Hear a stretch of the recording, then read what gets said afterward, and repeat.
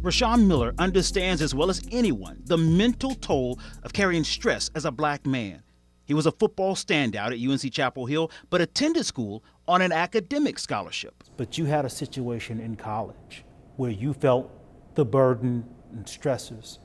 Was that due to race? Was race a partial of any of that? And if so? Oh yeah, race definitely played a role in that. He said the stress came from trying to be perfect in every way, fearing that if he wasn't, he might disappoint, that he might give someone reason to deny opportunities to another black man. People looking at me going to, a predominantly white institution as, you only here because you play sports. But I ended up going there on an academic scholarship. So I knew I went in there with a chip on my shoulder knowing that I had to prove people wrong, and I knew that people were going to make assumptions of me. And then I also thought about, I had good grades and I was able to do the work in certain things, and I thought that, once I was able to prove myself that things would change.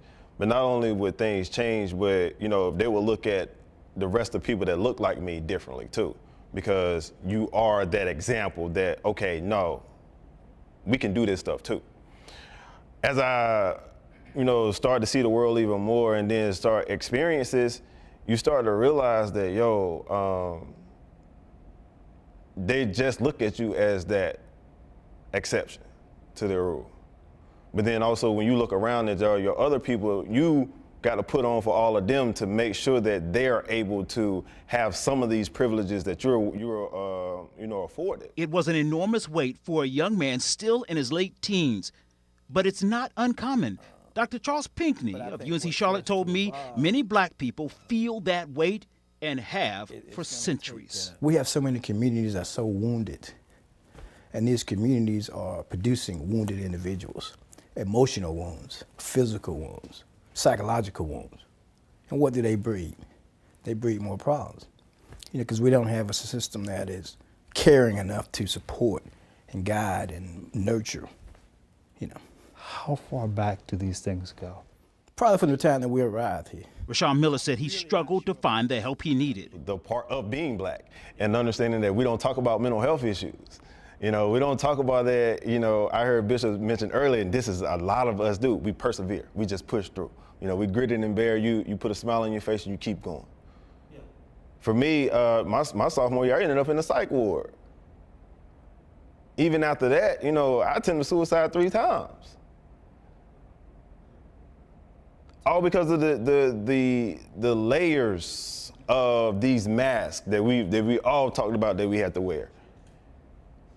He said earlier, I never feel like I'm able to the point of being able to show my authentic self.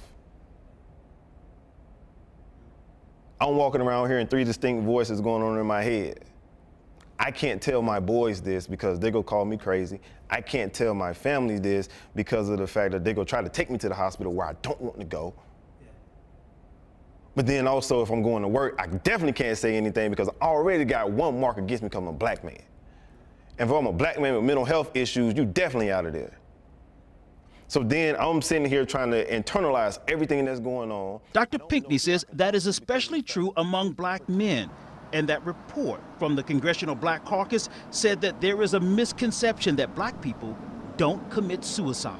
We have less opportunities to cope, less opportunities for support. Then you have 13 and 14-year-olds who are actually the head of the household. That is a lot of stress in itself. You got 6 generations of men, black men in this room right now. And we really think about how often do you really talk about your mental health? How often do you really get to go to someone and be like, yo, I'm just sad. Or like, I'm just having a rough time, I've been depressed.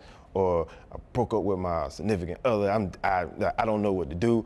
We don't have those real conversations. Because we're not afforded that opportunity to do so because of all of the other layers that we got to go through. Because we view it as a weakness. Growing up, mental health issues, emotional issues were not discussed, especially in religion. But I am happy to say that in the last 15 years, the church has broken through.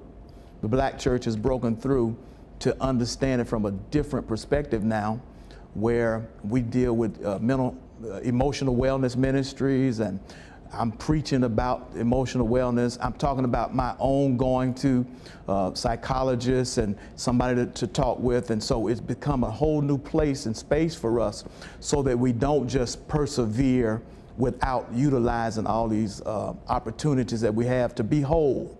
And so that's happening now within our space. It's always been within the white community. White churches, pastors have always been open to it. But as you said, we're spiritual. Jesus can work it out.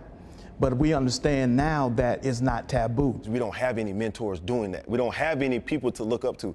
That's important for him to say that stuff. For him and for me and him. Fortunately for Miller, he took those difficult experiences and decided to use them for good. He earned a master's degree in mental health counseling and is working towards a doctorate. Through his nonprofit, Eustress, he now helps others like him, people who feel they have nowhere to turn. People still have that hatred in their heart. It is the most revealing part of the discussion. There must be some repentance. And that's scary. When we return.